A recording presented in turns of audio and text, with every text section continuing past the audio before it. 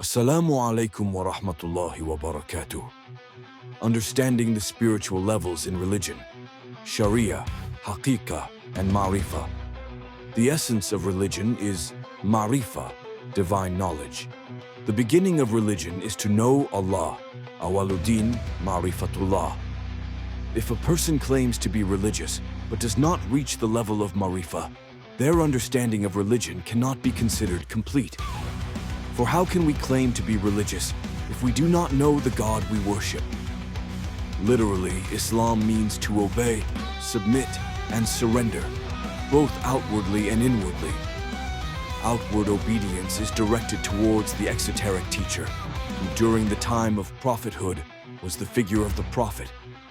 Meanwhile, spiritual obedience is directed towards the spiritual teacher, namely, the messenger of Allah, Rasulullah.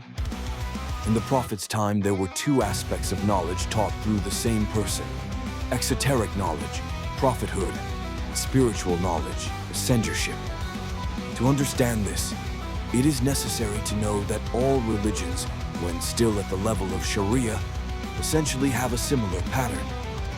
An understanding that is still limited to sharia can be likened to the Jewish level. The next stage is the Christian level, which is the realm of haqiqat, essence. The pinnacle is the level of Islam that is blessed and perfected, which is the realm of ma'rifah.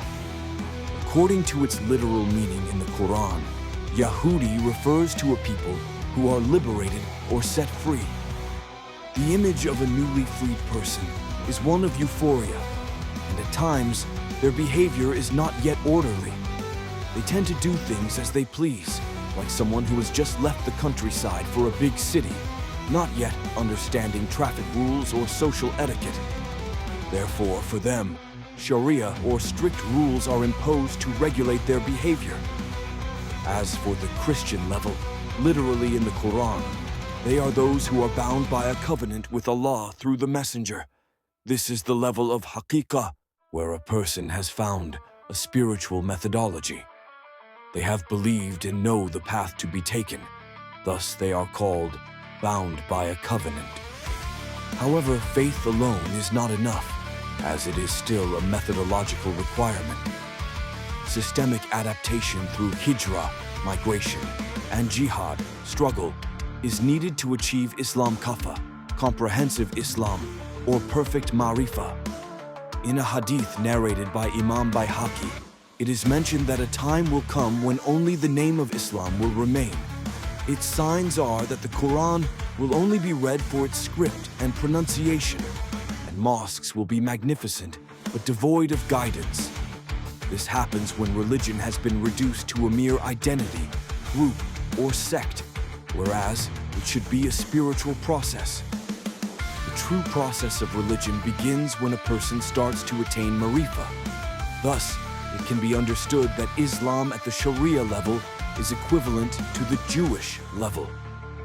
Islam at the haqiqat level is equivalent to the Christian level, whereas Islam with ma'rifah is Islam kafa, which encompasses the physical and the spiritual, sharia, tariqah, haqiqat, and ma'rifah. This is what is meant by Allah's words, udkhulu fis silmi kafa, enter into Islam completely. QS al-Baqarah 208. The command to enter indicates a process from the outside in. This means that if a person has not entered completely, they have not yet achieved perfect Islam. They may still be at the level of Jewish Islam or Christian Islam. Then, what about those who are given the rules of Sharia but refuse to obey? Their level is even lower than the Jewish level.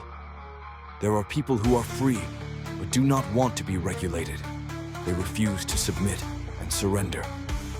Such a person cannot be said to have practiced Islam, even at the Sharia level. If a rational human being is given rules for the common good, they will naturally obey.